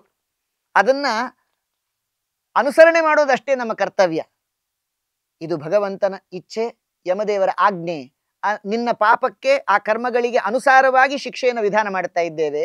ಇಷ್ಟು ಕಾಲ ಪಾಪ ಪುಣ್ಯ, ಸ್ವರ್ಗ ನರಕ, ಧರ್ಮ ಅಧರ್ಮ ಇದ್ಯಾವುದೂ ಇಲ್ಲದಂತೆ ಉನ್ಮತ್ತನಾಗಿ ಜೀವನವನ್ನ ನಡೆಸಿ ಅನೇಕ ಪಾಪಗಳ ಸಂಚಯವನ್ನು ನೀನು ಮಾಡಿಕೊಂಡಿದ್ದೀಯಾ. ಈಗ ನಿನಗೆ ಅವದೆಲ್ಲದರ ಸ್ಮರಣೆ ಬಂತೇನಪ್ಪ ಅಂತ ಹೇಳಿ ಯಮದೂತರು ಪುನಃ ಪುನಃ ಅವನನ್ನ ಶಿಕ್ಷಿಸ್ತಾ ಕರ್ಕೊಂಡು ಹೋಗ್ತಾರಂತೆ. ಅದಕ್ಕೆ ಪುರಂದರದಾಸರು ಇದನ್ನ ಸಂಗ್ರಹ ಮಾಡಿ ಹೇಳಿದ್ರು, ಇಷ್ಟು ಪಾಪಗಳ ಮಾಡಿದ್ದೆ ಸಾಕು, ಸೃಷ್ಟೀಶನೇಯನ್ನ ಉದ್ಧರಿಸಬೇಕು. ಇಷ್ಟು ಪಾಪಗಳ ಮಾಡಿದ್ದೆ ಸಾಕು, ವ್ರತನೇಮ ಉಪವಾಸ ಮಾಡದಲೆ ಮೈಗೆಟ್ಟೆ, ಧ್ಯಾನ ಮಾರ್ಗವನಂತೂ ಮೊದಲೇ ಬಿಟ್ಟೆ. ಏನು ಪೇಳಲಿ ಪರರ ಮಾನಿನಿಗೆ ಮನಸಿಟ್ಟೆ, ಏನು ಪೇಳಲಿ ಪರರ ಮಾನಿನಿಗೆ ಮನಸಿಟ್ಟೆ. ಶ್ವಾನಸೂಕರನಂತೆ ಹೊರದೇ ಹೊತ್ತೆ, ಶ್ವಾನಸೂಕರನಂತೆ ಹೊರದೇ ಹೊತ್ತೆ. ಇಷ್ಟು ಪಾಪಗಳ ಮಾಡಿದ್ದೆ ಸಾಕು. ಆಗ ಜೀವ ಅಂದುಕೊಳ್ತಾ ಇದ್ದಾನಂತೆ, ಬಹಳ ಪಾಪ ಮಾಡಿಬಿಟ್ಟಿದ್ದೀನಿ ನಾನು ಅಂತ. ಹಾಗೆ ಯಮದೂತರಂದ್ರು, ಬಹಳ ತಡವಾಯ್ತಪ್ಪ, ಇದನ್ನ ನೀನು ತಿಳಿದು ಬಹಳ ತಡವಾಯ್ತು, ಇಟ್ ಇಸ್ ಟೂ ಲೇಟ್ ಅಂತಾರಂತ. ಆಮೇಲೆ ಏನಾಯ್ತು, ಮನುಷ್ಯನಿಗೆ ವೈರಾಗ್ಯ ಅಷ್ಟು ಸುಲಭವಾಗಿ ಬರೋದಿಲ್ಲ. ಅದಕ್ಕೆ ಶಾಸ್ತ್ರಕಾರರು ಗರುಡ ಪುರಾಣದಲ್ಲಿ ಅದ್ಭುತವಾದ ಮಾತು ಹೇಳ್ತಾರೆ. ಮನುಷ್ಯನಿಗೆ ವೈರಾಗ್ಯ ಅನ್ನತಕ್ಕಂಥದ್ದು ಕಾದಾಚಿತ್ಕಿ, ಯಾವಾಗ್ಲೂ ಒಮ್ಮೆ ಬಂದಂತೆ ಆಗತ್ತಂತೆ. ಯಾವಾಗ್ಲೂ ವೈರಾಗ್ಯ ಸ್ಥಿರವಾಗಿರೋದಿಲ್ವಂತೆ. ಒಂದು ವೇಳೆ ವೈರಾಗ್ಯ ಸ್ಥಿರವಾಗಿದ್ರೆ ಹೇಗಿರುತ್ತೆ ಮನುಷ್ಯನ ಜೀವನ ಅನ್ನೋದಕ್ಕೆ ಹೇಳ್ತಾರೆ, ವ್ಯಾಧೌ ಸ್ಮಶಾನೆ ಪುರಾಣೇ ಯಾಮತಿರ್ಭವೇತ್ ಸಾ ಯದಿ ಸ್ಥಿರತಾಂ ಯಾತಿ ಕೋನ ಮುಚ್ಚೇತ ಬಂಧನಾತ್ ಗರ್ಭೆ ವ್ಯಾಧೌ ಪುರಾಣೇ ಸ್ಮಶಾನೆ ಚ ಯಾಮತಿರ್ಭವೇತ್ ಸಾ ಯದಿ ಸ್ಥಿರತಾಂ ಯಾತಿ ಕೋನ ಮುಚ್ಚೇತ ಬಂಧನಾತ್. ಮನುಷ್ಯ ತಾಯಿಯ ಗರ್ಭದಲ್ಲಿದ್ದುವಾಗ ಅವನಿಗೆ ದುಃಖ ಬಂದಂತೆ. ದುಃಖ, ಬಹಳ ದುಃಖ ಆಗತ್ತೆ. ತಾಯಿಯ ಗರ್ಭವಾಸ ಅಂದ್ರೆ ಮಹಾ ದುಃಖಕರ. ಅವನಿಗೆ 100 ಜನ್ಮದ ಸ್ಮರಣೆಯನ್ನ ದೇವರು ಕೊಟ್ಟಿರ್ತಾನೆ ಏಕಕಾಲದಲ್ಲಿ. ಅಷ್ಟೂ ಜನ್ಮಗಳಲ್ಲಿ ಮಾಡಿರ್ತಕ್ಕಂತಹ ಪಾಪದ ಆ ಚಿಂತನೆ ಬಂದಾಗ ದುಃಖಿತನಾಗುತ್ತಾನೆ. ಆ ತಾಯಿಯ ಗರ್ಭಚೀಲದ ಸಂಕುಚಿತವಾದ ಪ್ರದೇಶದಲ್ಲಿ ಅನೇಕ ಕ್ರಿಮಿಕೀಟಗಳ ಮಲ ಮೂತ್ರಗಳ ಮಧ್ಯದಲ್ಲಿ ವಾಸ ಮಾಡತಕ್ಕಂಥದ್ದು ಹೇಯವಾದದ್ದು. ಆ ದುಃಖದ ಅನುಭವ ಜೀವನಿಗಾದಾಗ ಬಹಳ ದುಃಖ ಪಡ್ತಾನಂತೆ. ಆಗ ಅವನಿಗೆ ವೈರಾಗ್ಯ ಬಂದಂತೆ ಆಗತ್ತಂತೆ. ಅದಕ್ಕೆ ಆಗ ಮಾಸ್ತು ಮೇ ಸಂಸ್ಕೃತಿ, ನನಗೆ ಇನ್ನು ಪುನಃ ಗರ್ಭವಾಸ ದುಃಖ ಬೇಡ ಸ್ವಾಮಿ, ಸಂಸಾರದಲ್ಲಿ ನನಗೆ ಹಾಕಬೇಡ, ಪುಟ್ಟಿಸಲೇ ಬೇಡ ಎನ್ನ ಪುಟ್ಟಿಸಿದಕ್ಕೆ ಪಾಲಿಸಿಂದು, ಇಷ್ಟು ಮಾತ್ರ ಬೇಡಿಕೊಂಬೆ ಶ್ರೀಕೃಷ್ಣನೇ ಅಂತ ಪ್ರಾರ್ಥನೆ ಮಾಡ್ತಾನಂತೆ. ಆದರೆ ಅದು ತಾತ್ಕಾಲಿಕವಾದ ಪ್ರಾರ್ಥನೆ, ವೈರಾಗ್ಯ ಸ್ಥಿರವಾಗಿಲ್ಲ. ಯಾವಾಗ ಪ್ರಾರ್ಥನೆ? ತಾಯಿಯ ಗರ್ಭಚೀಲದಲ್ಲಿ ಇದ್ದಾಗ. ತಾಯಿಯ ಗರ್ಭದಿಂದ ಹೊರಬಂದಿದ್ದ ಪುನಃ ತಾನು ಸಾಂಸಾರಿಕ ವಿಷಯದಲ್ಲಿ ಪ್ರವೃತ್ತನಾಗ್ತಾನೆ. ಎಲ್ಲಿವರೆಗೂ ಸ್ಮರಣೆ ದೇವರು ಕೊಟ್ಟಿರ್ತಾನೆ ಅಂದ್ರೆ ತಾಯಿಯ ಆ ಯಾವ ಕರುಳು ಬಳ್ಳಿ ಇದೆ, ಆ ಮಗುವಿನ ಕರುಳು ಬಳ್ಳಿ ಎರಡೂ ಕನೆಕ್ಟ್ ಆಗಿರುತ್ತೆ. ಅದನ್ನ ಕತ್ತರಿಸಿದ ಮರುಕ್ಷಣದಲ್ಲಿ ಹಿಂದಿನ ಜನ್ಮದ ಎಲ್ಲ ಕನೆಕ್ಟಿವಿಟಿ ದೇವರು ಕಟ್ ಮಾಡಿಬಿಡ್ತಾನೆ. ಏನು ದೇವರ ಮಹಿಮೆ! ಅದ್ಭುತವಾದಂತಹ ಸಂದೇಶವನ್ನ ಗರುಡ ಪುರಾಣದಲ್ಲಿ ಕೊಡ್ತಾ ಇದ್ದಾರೆ. ಗರ್ಭೆ ವ್ಯಾಧೌ, ವ್ಯಾಧಿ ರೋಗ ಬಂದಾಗ್ಲೂ ಕೂಡ ಮನುಷ್ಯ ತಾನು ವೈರಾಗ್ಯ ಬಂದಂತೆ ಆಗತ್ತೆ. ದೇವರ ಕಟ್ಟೆ ಬಿಟ್ರೆ ಬಾವಿ ಕಟ್ಟೆ, ಬಾವಿ ಕಟ್ಟೆ ಬಿಟ್ರೆ ತುಳಸಿ ಕಟ್ಟೆ ಅಂತ ತಿರುಕೊಂಡಿರ್ತೀನಿ ಅಂತಾನೆ. ಆದರೆ ರೋಗ ಪರಿಹಾರ ಆಯಿತು ದೇವರ ಅನುಗ್ರಹದಿಂದ. ಪುನಃ ವೈಷಯಿಕ ಉಪಜೀವನದಲ್ಲೇ ತಾನು ಮಗ್ನನಾಗ್ತಾನೆ. ಇನ್ನು ಸ್ಮಶಾನ ವೈರಾಗ್ಯ ಅಂತೂ ಪ್ರಸಿದ್ಧವಾದದ್ದು. ಅಲ್ಲಿ ಮಾತುಗಳನ್ನು ಆಡ್ತಾರೆ. ಯಾರಾದ್ರೂ ಮೃತರಾದಾಗ ನೀವು ಕೇಳಬೇಕು, ಏನದು? ಅಯ್ಯೋ ಏನಿದೆ ರೀ ಜೀವನದಲ್ಲಿ, ಏನಿಲ್ಲ, ಇವತ್ತಿದ್ವಿ ನಾಳೆ ಇರೋದಿಲ್ಲ, ಏನು ಹೊತ್ಕೊಂಡು ಹೋಗ್ತೀವಿ, ಏನು ಹೊತ್ತು ತಂದಿದ್ದೇವೆ ಅಂತ ವೈರಾಗ್ಯದ ಮಾತುಗಳನ್ನು ಆಡ್ತಾರೆ. ಆದರೆ ಆ ಕರ್ಮಭೂಮಿಯಲ್ಲಿ ಆ ದೇಹವನ್ನ ದಹನ ಮಾಡಿದ ಮರುಕ್ಷಣದಲ್ಲಿ ಪುನಃ ಮನುಷ್ಯ ತನ್ನ ಜೀವನದ ನೈಜತೆಯನ್ನೇ ತಾನು ಕಂಡುಕೊಳ್ತಾನೆ ಹೊರತು ವೈರಾಗ್ಯ ಸ್ಥಿರವಾಗೋದಿಲ್ಲ. ಇನ್ನು ಪುರಾಣ ವೈರಾಗ್ಯ ಅಂತೂ ಬಹಳ ಪ್ರಸಿದ್ಧಿ. ಪುರಾಣ ಕೇಳಿ ವಿಷಯದಲ್ಲಿ ವೈರಾಗ್ಯ ಬರಬೇಕೆ ಹೊರತು ಪುರಾಣದ ಮೇಲೆ ವೈರಾಗ್ಯ ಬರಬಾರದು. ಮನುಷ್ಯನಿಗೆ ಪುರಾಣ ಕೇಳಿ ವೈಷಯಿಕ ವಿಷಯದಲ್ಲಿ ವೈರಾಗ್ಯ ಬರ್ತಾ ಇಲ್ಲ, ಪುರಾಣದ ಮೇಲೆ ವೈರಾಗ್ಯ. ಯಾಕೆ? ಪುರಾಣ ಹೇಳೋರ್ಗೂ ವೈರಾಗ್ಯ, ಪುರಾಣ ಕೇಳೋರ್ಗೂ ವೈರಾಗ್ಯ. ಇದೇನಿದು? ಪುರಾಣ ಕೇಳೋರ್ಗೆ ಯಾಕೆ ವೈರಾಗ್ಯ ಅಂತಂದ್ರೆ, ಪುರಾಣ ಹೇಳೋರು ಪುರಾಣ ಸರಿಯಾಗಿ ಹೇಳಿಲ್ಲ ಅಂದ್ರೆ ಪುರಾಣದ ಮೇಲೆ ವೈರಾಗ್ಯ ಬರುತ್ತೆ. ಇನ್ನು ಪುರಾಣ ಹೇಳೋರ್ಗೆ ಯಾಕೆ ವೈರಾಗ್ಯ ಅಂದ್ರೆ, ಒಮ್ಮೆ ಹೀಗೆ ಪುರಾಣ ಹೇಳ್ತಾ ಇದ್ರು. ಒಬ್ರು ಹೇಳುವಾಗ ಪುರಾಣ ಕೇಳಿದವರು ಮತ್ತೊಬ್ರು ಹೇಳ್ತಾ ಇದ್ರು, ಆಚಾರ್ಯ ಬಹಳ ಪುರಾಣ ಚೆನ್ನಾಗಿ ಹೇಳ್ತಾರೆ, ನೀವು ಕೇಳಬೇಕು ಅಂತ. ಏನ್ ಹೇಳಿದ್ರು ಅಂತ ಕೇಳಿದ್ರಂತ. ಪುರಾಣ ಬಹಳ ಚೆನ್ನಾಗಿ ಹೇಳ್ತಾರೆ, ನೀವು ಕೇಳಬೇಕು. ಅಲ್ಲ, ಏನ್ ಹೇಳಿದ್ರಿ ರೀ ವಿಷಯ? ಇಲ್ಲ, ನೀವು ಕೇಳಬೇಕು, ಪುರಾಣ ಬಹಳ ಚೆನ್ನಾಗಿ ಹೇಳ್ತಾರೆ ಅಂತ. ಅಲ್ರಿ, ಅದು ಏನು ವಸ್ತು ವಿಷಯ ಹೇಳ್ರಿ? ಪುರಾಣ ಬಹಳ ಚೆನ್ನಾಗಿ ಹೇಳ್ತಾರೆ, ನೀವು ಆಚಾರ ಬಾಯಲ್ಲೇ ಕೇಳಬೇಕು. ಅಲ್ರಿ, ಆಚಾರ ವಿಷಯ ಏನು ಹೇಳಿದ್ರಿ? ಕೇಳಿದವ್ರಿಗೂ ಗೊತ್ತಿಲ್ಲ, ಹೇಳಿದವ್ರಿಗೂ ಗೊತ್ತಿಲ್ಲ ಅನ್ನುವಾಗ ವೈರಾಗ್ಯವೇ ಬರೋದು. ಆದ್ದರಿಂದ ಪುರಾಣದಲ್ಲಿ ವೈರಾಗ್ಯ ಅಂದ್ರೆ ಹೀಗೆ. ಎಷ್ಟೋ ಬಾರಿ ಹಿಂದಿನ ಪುರಾಣಿಕರಲ್ಲಿ ಒಂದು ಮಾತಿತ್ತು. ಏನು ಅಂತಂದ್ರೆ, ಪುರಾಣ ಅದು ಕೇವಲ ಇಷ್ಟು ವಯೋಧರ್ಮ ಆದವರಿಗೆ ಅಂತ, 60 ಆದ್ಮೇಲೆ ಪುರಾಣ ಪ್ರವಚನ ಅಂತ ಸರ್ವಥಾ ಅಲ್ಲ. ವಸ್ತುತಸ್ತು ಪುರಾಣ ಪ್ರಪಂಚ ಇರೋದು ಇನ್ನೂ ಜೀವನವನ್ನ ವಿಶೇಷವಾಗಿ ನಡೆಸ್ತಕ್ಕಂಥವರಿಗೆ. ಹಾಗೆ ಗರುಡ ಪುರಾಣ ಇರ್ತಕ್ಕಂಥದ್ದು ಹೋದವರಿಗಲ್ಲ, ಇರ್ತಕ್ಕಂಥವರಿಗೆ. ಯಾಕೆ? ಜೀವನವನ್ನ ಹೇಗೆ ನಡೆಸಬೇಕು ಅಂತ ತಿಳ್ಕೊಳ್ಬೇಕು ಅಂದ್ರೆ ಗರುಡ ಪುರಾಣವನ್ನ ಶ್ರವಣ ಮಾಡಿ. ಯಾಕೆ? ಶ್ರೋತವ್ಯಂ ಸರ್ವದೈವಹಿ. ಪುರಾಣ ಇರ್ತಕ್ಕಂಥದ್ದು ನಮ್ಮ ಜೀವನದ ಉದ್ಧಾರಕ್ಕೋಸ್ಕರವಾಗಿ. ಗರುಡ ಪುರಾಣ ಎಂಥ ಅದ್ಭುತ ಪುರಾಣ ಅಂದ್ರೆ, ನಾವು ಕೇವಲ ಗತರಾದವರ ವಿಚಾರವನ್ನ ಮಾತ್ರ ಅಷ್ಟೇ ಗರುಡ ಪುರಾಣ ತಿಳಿಸ್ತಾ ಇದೆ ಅಂತ ಅಂದುಕೊಂಡಿದ್ದೇವೆ. ಸರ್ವಥಾ ಅಲ್ಲ. ನಾವೆಲ್ಲರೂ ಒಂದಲ್ಲ ಒಂದು ದಿವಸ ಗತರಾಗುವವರೇ.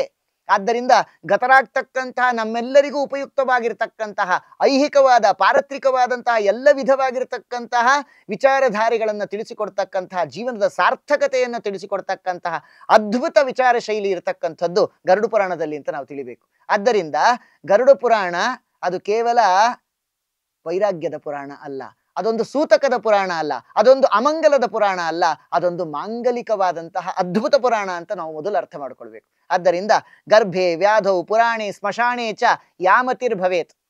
ಯಾಮತಿರ್ ಅಂದ್ರೆ ಹೇಳ್ತಾ ಇದ್ದಾರೆ, ಆ ವೈರಾಗ್ಯ ಏನು ಆ ಕಾಲದಲ್ಲಿ ಇತ್ತಲ್ಲ, ಆ ವೈರಾಗ್ಯ ಏನಾದ್ರೂ ಸ್ಥಿರತಾಮ್ಯಾತಿ, ಸ್ಥಿರವಾಗಿದ್ದು ಬಿಟ್ಟಿದ್ರೆ, ಕಹ ಮುಚ್ಚೇತ ಬಂಧನಾತ್, ಈ ಸಂಸಾರದಿಂದ ಯಾರಪ್ಪ ವಿಮೋಚನೆಯನ್ನು ಹೊಂದೋದಿಲ್ಲ, ಎಲ್ಲರೂ ವಿಮುಕ್ತರಾಗಿ ಹೋಗ್ತಿದ್ರು. ಆದ್ರೆ ಅದು ಸ್ಥಿರವಾಗಿ ಇರೋದಿಲ್ಲ. ಹಾಗಾಗಿ ಇನ್ನೂ ವೈಷಯಿಕ ಆ ಸಾಂಸಾರಿಕ ಬಂಧನದಲ್ಲಿ ಜೀವ ತಾನು ಸಿಲುಕಿಕೊಂಡಿದ್ದಾನೆ ಅಂತ ಅದ್ಭುತ ವಿಚಾರವನ್ನ ಗರುಡ ಪುರಾಣದಲ್ಲಿ ತಿಳಿಸಿಕೊಡ್ತಾ ಇದ್ದಾರೆ.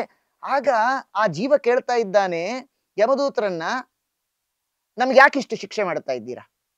ಆಗ ಯಮದೂತರು ಹೇಳ್ತಾರೆ, ಹಸದ್ಬಿಹಿ ಕುರುತೆ ಕರ್ಮ ರುರುದ್ಬಿಹಿ ಅನುಭೂಯತೆ. ಮನುಷ್ಯ ಯಾವಾಗ್ಲೂ ನಗ್ತಾ ನಗ್ತಾ ಕರ್ಮ ಮಾಡಿಬಿಡ್ತಾನೆ, ಆದ್ರೆ ಅದರ ಫಲವನ್ನ ಅಳ್ತಾ ಅಳ್ತಾ ಅನುಭವಿಸ್ಬೇಕಾಗುತ್ತೆ, ನೆನಪಿರ್ಲಿ.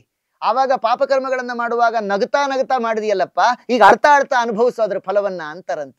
ಇಷ್ಟಾದ್ಮೇಲೆ ಯಮ ಪಟ್ಟಣವನ್ನ ತಲುಪಿದ್ದಾರೆ. ಆ ಜೀವನನ್ನ ಕರ್ಕೊಂಡು ಹೋಗಿ ಅಲ್ಲಿ ಚಿತ್ರಗುಪ್ತರು ಅಂತಿದ್ದಾರೆ. ಅದ್ಭುತ, ಆ ಹೆಸರೇ ಬಹಳ ವಿಶಿಷ್ಟವಾಗಿರ್ತಕ್ಕಂಥದ್ದು. ಏನು ಚಿತ್ರಗುಪ್ತ ಶಬ್ದದ ಅರ್ಥ ಅಂದ್ರೆ, ಗುಪ್ತವಾಗಿರ್ತಕ್ಕಂತಹ ಮನುಷ್ಯನ ಶುಭಾಶುಭ ಕರ್ಮಗಳನ್ನ ಚಿತ್ರಣ ಮಾಡ್ತಕ್ಕಂಥವ್ರು, ಅದನ್ನ ದಾಖಲೆ ಮಾಡ್ತಕ್ಕಂಥವ್ರು ಯಾರೋ ಅವರು ಚಿತ್ರಗುಪ್ತರು ಅಂತ ಅರ್ಥ. ಯಮದೂತರು ಆ ಚಿತ್ರಗುಪ್ತರ ಹತ್ರ ಇವನನ್ನು ಕರ್ಕೊಂಡು ಹೋಗಿ ನಿಲ್ಲಿಸಿದಾಗ, ಪಾಪಿಷ್ಟ ಜೀವನನ್ನ ಕರ್ಕೊಂಡ್ ಬಂದಿದ್ದೇವೆ ಅನ್ಬೇಕು, ಒಪ್ಪಿಸ್ಬೇಕು.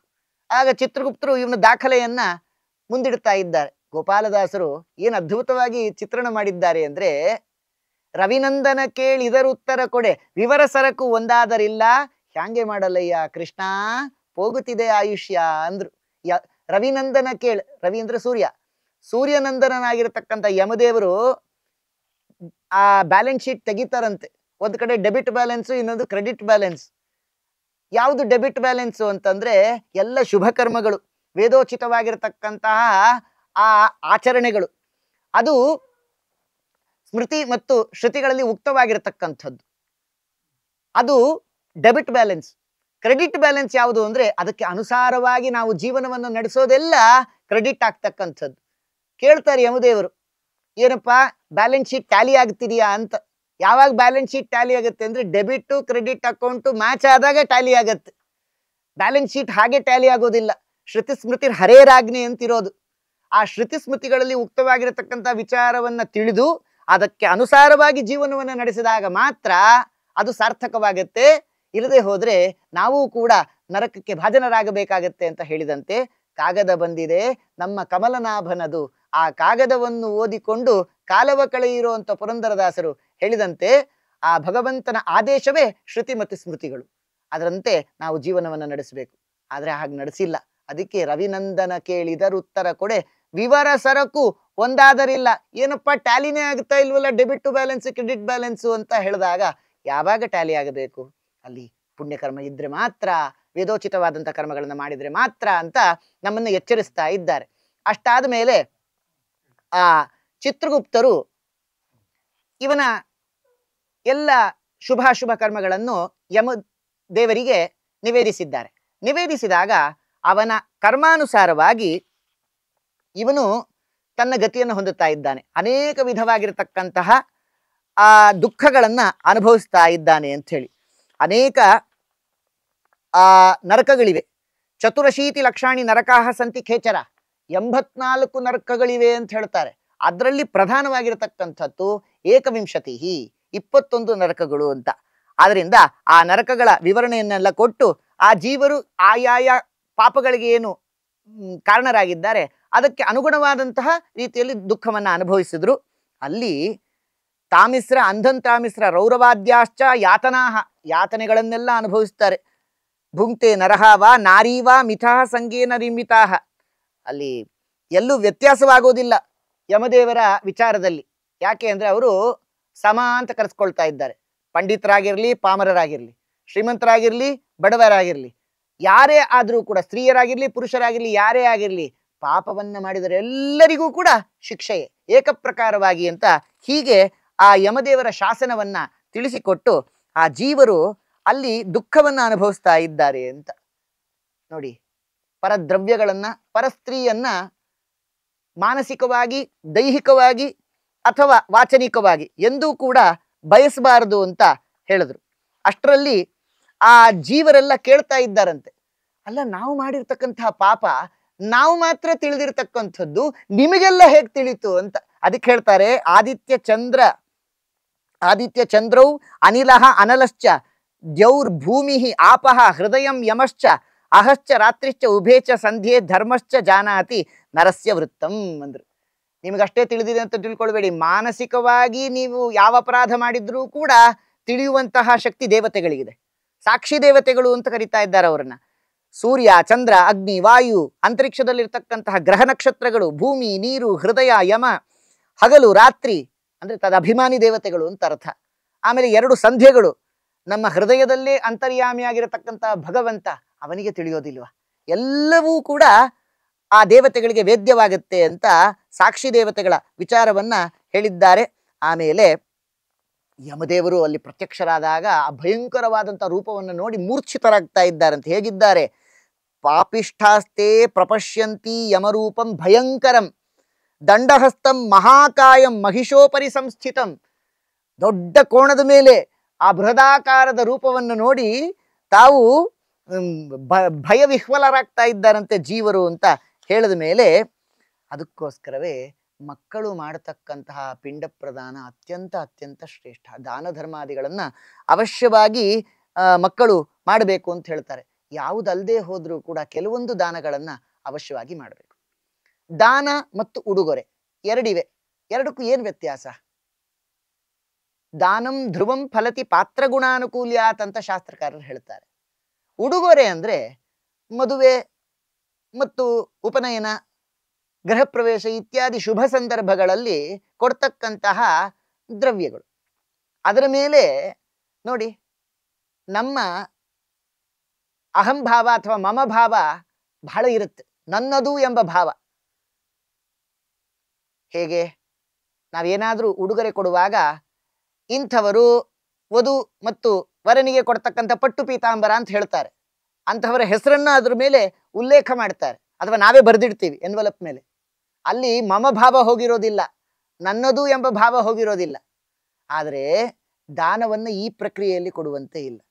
ದಾನ ಕೊಡುವಾಗಲೇ ಬ್ರಾಹ್ಮಣಾಯ ದತ್ತಮಿದಂ ನಮಮ ನಮಮ, ಬ್ರಾಹ್ಮಣರಿಗೆ ಕೊಡುವಾಗ ಅಲ್ಲಿ ನನ್ನದು ಎಂಬ ಭಾವ ಇರಬಾರದು. ಒಂದು ವೇಳೆ ನನ್ನದು ಎಂಬ ಭಾವದಿಂದ ನಾವು ಯಾವುದೇ ಒಂದು ವಸ್ತುವನ್ನು ಬ್ರಾಹ್ಮಣರಿಗೆ ಕೊಟ್ಟರು ಅದು ಉಡುಗೊರೆ ಆದೀತು, ಭೂತ ತೃಪ್ತಿ ಆದೀತೆ ಹೊರತು ಭಗವತ್ ತೃಪ್ತಿ ಆಗೋದಿಲ್ಲ. ಹಾಗಾದ್ರೆ ದಾನಕ್ಕೂ ಮತ್ತು ಉಡುಗೊರೆಗೂ ಏನ್ ವ್ಯತ್ಯಾಸ ನೋಡಿ. ಉಡುಗೊರೆ ಕೊಟ್ರೆ ಹೆಸರು ಬರುತ್ತೆ, ಪುಣ್ಯ ಬರಲ್ಲ. ದಾನ ಕೊಟ್ರೆ ಪುಣ್ಯ ಬರುತ್ತೆ, ಹೆಸರು ಬರೋಲ್ಲ. ನಾವು ಬಹಳ ಬುದ್ಧಿವಂತರು, ಅಯ್ಯೋ ಪುಣ್ಯ ಬರದೇ ಇದ್ರೆ ಹೋದ್ರೋಯ್ತು, ಹೆಸರು ಬಂದ್ರೆ ಸಾಕು ಅಂತ ದಾನವನ್ನು ಉಡುಗೊರೆ ಕೊಟ್ಟು ಕೊಡ್ತಾ ಇರ್ತೀವಿ. ಆದ್ರಿಂದ ಸರ್ವಥಾ ದಾನಕ್ಕೂ ಉಡುಗೊರೆಗೂ ಏಕೀಭಾವ ಇಲ್ಲ ಅನ್ನೋದನ್ನ ನಾವು ಮೊದಲು ತಿಳ್ಕೊಳ್ಬೇಕು. ಆದ್ದರಿಂದ ಯಾವ್ಯಾವ ದಾನವನ್ನು ಕೊಡಬೇಕು? ಪ್ರಧಾನವಾಗಿ ಸುವರ್ಣ ದಾನ, ಹಾಗೆ ಗೋದಾನ, ಭೂದಾನ ಮತ್ತು ಉದಕದಾನ, ಹಾಗೆ ವಸ್ತ್ರದಾನ, ಇದೆಲ್ಲವೂ ಪ್ರಧಾನವಾಗಿರತಕ್ಕಂಥದ್ದು. ನೋಡಿ, ಮನುಷ್ಯನಿಗೆ ತಿನ್ಲಿಕ್ಕೆ ಆಹಾರ ಬೇಕು, ಬೇಸಿಕ್ ಅಮ್ಯುನಿಟೀಸ್ ಅದು. ಅದಿಲ್ಲದೆ ಮನುಷ್ಯ ಜೀವನವೇ ಮಾಡ್ಲಿಕ್ಕೆ ಸಾಧ್ಯ ಇಲ್ಲ. ತಂದೆ ತಾಯಿಗಳು ಇದ್ದಾಗ ಅವರಿಗೆ ಒಂದು ರೀತಿಯಲ್ಲಿ ನಾವು ಅವರನ್ನ ಕರ್ತವ್ಯತ ನೋಡಿಕೊಂಡಂತೆ ಅದೇ ಪ್ರಕಾರದಿಂದ ಔರ್ಧ್ವದೇಹಿಕ ಕ್ರಿಯೆಯನ್ನು ಮಾಡುವ ಮೂಲಕವಾಗಿ ಅವರಿಗೆ ತೃಪ್ತಿಯನ್ನು ಉಂಟು ಮಾಡಬೇಕು. ಉದಾಹರಣೆಗೆ, ಇದ್ದಾಗ ಅವರಿಗೆ ವಾಸಕ್ಕೆ ಯೋಗ್ಯವಾಗಿರತಕ್ಕಂತಹ ಮನೆ, ಮತ್ತೆ ಅವರಿಗೆ ಆಹಾರ ಮತ್ತು ತೃಷೆ ಪರಿಹಾರಕ್ಕೋಸ್ಕರವಾಗಿ ನೀರು, ಉಡೋದಕ್ಕೆ ವಸ್ತ್ರ, ಕೊಡೋದು ಹೇಗೆ ಅಗತ್ಯವೋ ಹೇಗೆ ಅವಶ್ಯವೋ ಹಾಗೆ ಆ ಗತರಾಗಿರತಕ್ಕಂತಹ ಜೀವರಿಗೂ ಕೂಡ ಇದೆಲ್ಲವೂ ಅತ್ಯವಶ್ಯಕವಾಗಿರತಕ್ಕಂಥದ್ದು ಅನ್ನೋದನ್ನು ನಾವು ತಿಳಿಬೇಕು. ಆದ್ದರಿಂದಲೇ ಪ್ರಧಾನವಾಗಿ ನಾವು ಬ್ರಾಹ್ಮಣರಿಗೆ ಭೂದಾನವನ್ನ ಮಾಡೋದ್ರಿಂದ ಆ ಜೀವರಿಗೆ ಯೋಗ್ಯವಾಗಿರತಕ್ಕಂಥ ಒಂದು ವಾಸಸ್ಥಾನ. ಸುವರ್ಣ ದಾನ ಮಾಡೋದ್ರಿಂದಾಗಿ ದೇವತೆಗಳಿಗೆ ಪ್ರೀತಿಯಾಗತ್ತೆ. ಆ ಸುವರ್ಣ ದಾನದಿಂದ ದೇವತೆಗಳು ಪ್ರೀತರಾಗಿ ಮುಂದಿನ ಜನ್ಮದಲ್ಲಿ ಅವರು ಒಳ್ಳೆಯ ರೂಪವಂತರಾಗಿ ಶ್ರೀಮಂತರಾಗಿ ಹುಟ್ಟುತ್ತಾರೆ. ಇನ್ನು ಭೂದಾನವನ್ನ ಮಾಡೋದ್ರಿಂದಾಗಿ ವಿಶೇಷವಾಗಿ ದೇವತೆಗಳಿಗೆ ಪ್ರೀತಿಯಾಗತ್ತೆ.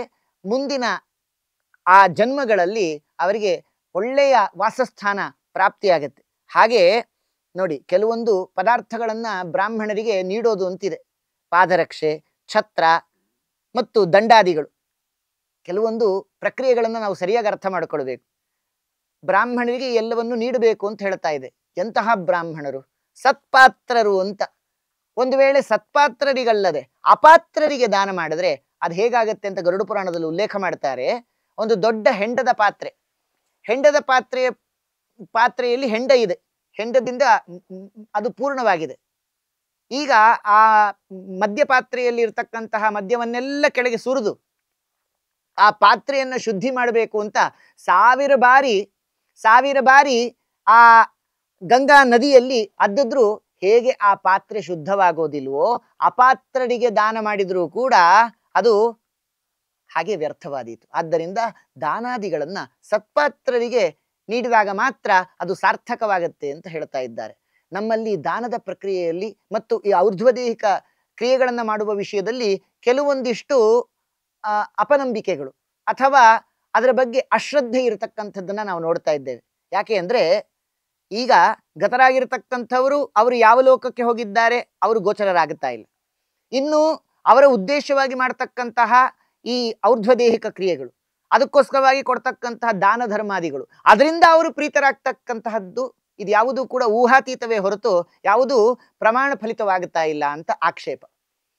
ಅಂದ್ರೆ ನಾವೆಲ್ಲವನ್ನೂ ಕೂಡ ಮೆಟೀರಿಯಲಿಸ್ಟಿಕ್ ಆಗಿ ಅದನ್ನ ತಿಳಿತಾ ಇದ್ದೇವೆ ಹೊರತು ಅಲೌಕಿಕವಾದಂತಹ ವ್ಯಾಪಾರವನ್ನ, ಭಗವದ್ ವ್ಯಾಪಾರವನ್ನ ಗ್ರಹಣ ಮಾಡ್ತಾ ಇಲ್ಲ. ಅದಕ್ಕೆ ಹೀಗೆ ಅರ್ಥ ಮಾಡಿಕೊಳ್ಳೋಣ. ನಿಮ್ಮ ವಿಚಾರಧಾರೆಯಲ್ಲಿ ಏನು ಅಭಿಪ್ರಾಯ ಅಂದ್ರೆ, ಈಗ ದಾನ ಧರ್ಮಗಳನ್ನ ಬ್ರಾಹ್ಮಣರಿಗೆ ನೀಡ್ತಾ ಇದ್ದೇವೆ, ಛತ್ರ, ಚಾಮರ ಇತ್ಯಾದಿ, ದಂಡ ಇತ್ಯಾದಿಗಳನ್ನೆಲ್ಲ ಕೊಡ್ತಾ ಇದ್ದೇವೆ. ಆ ಬ್ರಾಹ್ಮಣರು ಅದನ್ನು ತೆಗೆದುಕೊಂಡು ಹೋದ್ರು. ಯಾಕೆ ಇದು ಅನರ್ಥಕ ಅಂತ ಭಾವಿಸ್ತಾ ಇದ್ದಾರೆ ಅಂದ್ರೆ, ಆಧುನಿಕರು ಈ ಕೊಡ್ತಕ್ಕಂತಹ ಪದಾರ್ಥಗಳು ಏನಿದೆ ಬ್ರಾಹ್ಮಣರಿಗೆ, ಆ ಪದಾರ್ಥವನ್ನೇ ಅವರು ಆ ಗತರಾಗಿರ್ತಕ್ಕಂಥ ಜೀವರಿಗೆ ಹೊಂದಿಸ್ತಾರೆ ಅನ್ನುವ ವಿಚಾರದಲ್ಲಿ ಇವರಿಗೆ ಅಪನಂಬಿಕೆ. ತಗೊಂಡು ಹೋದವರು ಬ್ರಾಹ್ಮಣರು, ಆದ್ರೆ ಅವೆಲ್ಲವನ್ನೂ ಕೂಡ ಅವರಿಗೆ ನೀಡ್ತಾರೆ ಅನ್ನೋದನ್ನ ಹೇಗೆ ನಾವು ನಂಬಬೇಕು? ಬಂದಿರ್ತಕ್ಕಂಥ ಬ್ರಾಹ್ಮಣರು ಅದನ್ನ ತಮ್ಮ ಉಪಯೋಗಕ್ಕೋಸ್ಕರವಾಗಿ ತಗೊಂಡು ಹೋದ್ರೆ ಹೊರತು ಆ ಜೀವರಿಗೆ ಇದರಿಂದ ತೃಪ್ತಿ ಉಂಟಾಗುತ್ತೆ ಅನ್ನೋದು ಕೇವಲ ಕಾಲ್ಪನೀಯ ಹೊರತು ಇದು ಪ್ರಮಾಣ ಫಲಿತ ಅಲ್ಲ ಅಂತ ಆಕ್ಷೇಪ. ಅದಕ್ಕೆ ಉತ್ತರ ಹೀಗೆ ನೋಡಿ, ಇವತ್ತಿನ ದಿವಸದ ಆಧುನಿಕ ಪ್ರಕ್ರಿಯೆಯಲ್ಲಿ ಮನಿ ಟ್ರಾನ್ಸ್ಫರ್ ಸಿಸ್ಟಮ್ ಅಂತಿದೆ. ಅಲ್ಲಿ ಒಂದು ದೇಶದ ಕರೆನ್ಸಿಯನ್ನ ವಿನಿಮಯಗೊಳಿಸಿ ಮತ್ತೊಂದು ದೇಶದ ಕರೆನ್ಸಿಗೆ ಕನ್ವರ್ಟ್ ಮಾಡ್ತಕ್ಕಂಥ ಒಂದು ಪ್ರಕ್ರಿಯೆ ಇದೆ. ಅದರಲ್ಲಿ ಭಾರತದ ಈ ಯಾವ ಕರೆನ್ಸಿ ಇದೆ, ಇಂಡಿಯನ್ ರುಪೀಸ್, ಅದನ್ನ ಒಂದೇ ಕ್ಷಣದಲ್ಲಿ ಮತ್ತೊಂದು ದೇಶಕ್ಕೆ ಕನ್ವರ್ಟ್ ಮಾಡಿ ಕಳಿಸ್ತಕ್ಕಂಥ ಒಂದು ಪ್ರಕ್ರಿಯೆ ಇದೆ. ಇಲ್ಲಿಂದ 50,000 ರೂಪಾಯಿ, 500 ರೂಪಾಯಿ ಗರಿ ನೋಟು ಅಲ್ಲಿ ಕೊಟ್ರೆ ಅದು ಡಾಲರ್ಗೋ ಅಥವಾ ಮತ್ಯಾವುದೋ ದೇಶದ ಕರೆನ್ಸಿಗೋ ಇಮಿಡಿಯೇಟ್ ಆಗಿ ಕನ್ವರ್ಟ್ ಆದಾಗ ಅವರಿಂದ ಮೆಸೇಜ್ ಬಂತು, ಮನಿ ರಿಸೀವ್ಡ್ ಅಂತ. ಇದರ ಅಭಿಪ್ರಾಯ ಏನು ನೋಡಿ? 50,000 ರೂಪಾಯಿ, 500 ರೂಪಾಯಿ ವಿತ್ ನಂಬರ್ಸು ಇಲ್ಲೇ ಇದೆ. ಆದ್ರೆ ಆ ವ್ಯಕ್ತಿಗೆ ಅದೆಲ್ಲವೂ ತಲುಪಿದೆ. ಹೇಗೆ ಸಾಧ್ಯವಾಯಿತು ಅಂತಂದ್ರೆ, ಯಾವ ಕರೆನ್ಸಿ ಇಲ್ಲಿ ಚಲಾವಣೆಯಲ್ಲಿದೆ ಅದು ಮತ್ತೊಂದು ದೇಶದಲ್ಲಿ ಚಲಾವಣೆ ಆಗೋದಿಲ್ಲ. ಆ ದೇಶದಲ್ಲಿ ಚಲಾವಣೆ ಆಗಬೇಕು ಅಂದ್ರೆ ಅದು ಕನ್ವರ್ಟ್ ಆಗಿ ಹೋಗಬೇಕು, ಆಗ ಮಾತ್ರ ಆ ದೇಶದಲ್ಲಿ ಅದು ಚಲಾವಣೆಗೆ ಸಾಧ್ಯ. ಹೇಗೋ ಈ 50,000 ರೂಪಾಯಿ, 500 ರೂಪಾಯಿ ಗರಿ ನೋಟು ಏನಿದೆ ಅದು ಇಲ್ಲೇ ಇದೆ. ಅದೇನು ಅವರೇನು ಅಲ್ಲಿ ತಗೊಂಡು ಹೋಗಿ ಕೊಟ್ಟಿಲ್ಲ, ಆದ್ರೂ ಕೂಡ ಅದು ಅವರಿಗೆ ತಲುಪಿದೆ. ಹೇಗೋ ಇಲ್ಲಿ ಪಿತೃದೇವತೆಗಳು ಆ ಕಾರ್ಯವನ್ನ ಮಾಡ್ತಾ ಇದ್ದಾರೆ. ಏನ್ ಮಾಡ್ತಾ ಇದ್ದಾರೆ? ನಾವು ಬ್ರಾಹ್ಮಣರಿಗೆ ಕೊಡ್ತಕ್ಕಂತಹ ಆ ಎಲ್ಲ ದಾನಾದಿಗಳನ್ನ ಆ ಪಿತೃದೇವತೆಗಳು ಆಯಾಯ ಜೀವರಿಗೆ ಆ ಗೋತ್ರ, ಆ ನಾಮದಿಂದ ಯುಕ್ತರಾಗಿರತಕ್ಕಂಥವರಿಗೆ ಅದನ್ನು ತಲುಪಿಸ್ತಾ ಇದ್ದಾರೆ. ಹೇಗೆ ಮನಿ ಟ್ರಾನ್ಸ್ಫರ್ಗೆ ಒಂದು ಪ್ರತ್ಯೇಕ ಮೀಡಿಯಂ ಅಂತ ಮಧ್ಯದಲ್ಲಿ ಇದೆಯೋ, ಕೊಟ್ಟಿರ್ತಕ್ಕಂಥ ಕರೆನ್ಸಿಯನ್ನು ಮತ್ತೊಂದು ದೇಶಕ್ಕೆ ಅದನ್ನ ಕನ್ವರ್ಟ್ ಮಾಡಿ ಕೊಡ್ತಾರೋ, ಇಲ್ಲಿ ಕೊಟ್ಟಿರ್ತಕ್ಕಂತಹ ಪದಾರ್ಥಗಳೆಲ್ಲವೂ ಅದು ವಿನಿಮಯಗೊಂಡು ಅಲೌಕಿಕವಾದಂತಹ ರೀತಿಯಲ್ಲಿ ಆಯಾಯ ಜೀವರಿಗೆ ಪಿತೃದೇವತೆಗಳು ತಲುಪಿಸ್ತಾ ಇದ್ದಾರೆ. ಇದು ಯಾವುದೂ ಕೂಡ ಅನರ್ಥಕವಲ್ಲ, ಇದು ಯಾವುದು ಕೇವಲ ಕಾಲ್ಪನಿಕವಲ್ಲ, ಇದು ಯಾವುದೂ ಕೂಡ ಕೇವಲ ವೇಸ್ಟೇಜ್ ಆಫ್ ಮೆಟೀರಿಯಲ್ಸ್ ಅಂತ ಈಗೇನು ಆಧುನಿಕರು ಕರೀತಾ ಇದ್ದಾರೆ, ಸರ್ವಥಾ ಅಲ್ಲ ಅಂತ ನಾವು ತಿಳಿಬೇಕು. ಆದ್ದರಿಂದ ಗರುಡ ಪುರಾಣ ಅಂದ್ರೆ ಅದೊಂದು ದೊಡ್ಡ ನೀತಿಕೋಶ ಅಂತ ನಾವು ಭಾವಿಸಬೇಕು. ಅದ್ಭುತವಾಗಿರತಕ್ಕಂತಹ ವಿಚಾರಧಾರೆಗಳನ್ನ ಇಲ್ಲಿ ತಿಳಿಸಿಕೊಡ್ತಾ ಇದ್ದಾರೆ. ಆದ್ರಿಂದ ಮನುಷ್ಯ ತಾನು ಹುಟ್ಟಿರ್ತಕ್ಕಂತಹ ರೀತಿಯಲ್ಲಿ ಈ ಶರೀರವನ್ನ ತಾನು ಸಾರ್ಥಕಪಡಿಸಿಕೊಳ್ಬೇಕು ಅನ್ನೋದೇ ಗರುಡ ಪುರಾಣದ ಮುಖ್ಯ ವಿಷಯ. ಯಾವತ್ತಿಷ್ಟತಿ ದೇಹೋಯಂ ತಾವತ್ ತತ್ವಂ ಸಮಭ್ಯಸೇತ್. ಆದ್ದರಿಂದ ಎಲ್ಲಿವರೆಗೂ ಈ ಶರೀರ ಭಗವಂತ ಕೊಟ್ಟಿರ್ತಾನೆ ಸಾಧನಮಯವಾದದ್ದು, ಅದನ್ನ ನಾವು ಸಾರ್ಥಕವಾಗಿ ಬಳಸಿಕೊಳ್ಬೇಕು, ಹೊರತು ಇದನ್ನ ಅನರ್ಥಕ ಮಾಡಿಕೊಳ್ಬಾರ್ದು ಅಂಥೇಳಿ ಹೇಳಿದಂತೆ ಗರುಡ ಪುರಾಣ ಅಂತಂದ್ರೆ ಅದೊಂದು ವಿಶೇಷವಾಗಿರತಕ್ಕಂತಹ ಪುರಾಣ. ಪುರಾಣಂ ಗಾರುಡಂ ಪುಣ್ಯಂ ಪವಿತ್ರಂ ಪಾಪನಾಶನಂ ಶೃಣ್ವತಾಂ ಕಾಮನಾಪೂರಂ ಶ್ರೋತವ್ಯಂ ಸರ್ವದೈವಹಿ ಅಂತ ಹೇಳಿದಂತೆ ಈ ಗರುಡ ಪುರಾಣ ಅತ್ಯಂತ ಪುಣ್ಯಕರವಾಗಿರತಕ್ಕಂಥದ್ದು, ಪವಿತ್ರವಾಗಿರತಕ್ಕಂಥದ್ದು, ಎಲ್ಲ ವಿಧವಾದಂತಹ ಪಾಪಗಳನ್ನು ನಾಶ ಮಾಡತಕ್ಕಂಥದ್ದು. ಆದ್ದರಿಂದ ಇದನ್ನು ಹೇಳ್ತಕ್ಕಂಥವರು ಮತ್ತು ಕೇಳ್ತಕ್ಕಂಥವರು ಎಲ್ಲ ತಮ್ಮ ಕಾಮನ ಪೂರ್ಣ ಮಾಡಿಕೊಳ್ತಾರೆ, ಎಲ್ಲ ಪಾಪಗಳಿಂದ ವಿನಿರ್ಮುಕ್ತರಾಗ್ತಾರೆ. ಆದ್ದರಿಂದ ಶ್ರೋತವ್ಯಂ ಸರ್ವದೈವಹಿ, ಯಾವಾಗಲೂ ಗರುಡ ಪುರಾಣವನ್ನು ಅವಶ್ಯವಾಗಿ ಶ್ರವಣ ಮಾಡಬೇಕು ಅಂತ ಹೇಳ್ತಾ ಈ 2 ಗರುಡ ಪುರಾಣದ ವಾಕ್ಕುಸುಮಾಂಜಲಿಗಳನ್ನು ಭಗವಂತನ ಅಡಿದಾವರೆಗಳಿಗೆ ಸಮರ್ಪಣೆ ಮಾಡೋಣ. ಶ್ರೀಕೃಷ್ಣಾರ್ಪಣಮಸ್ತು. ಹರಯೇ ನಮಃ.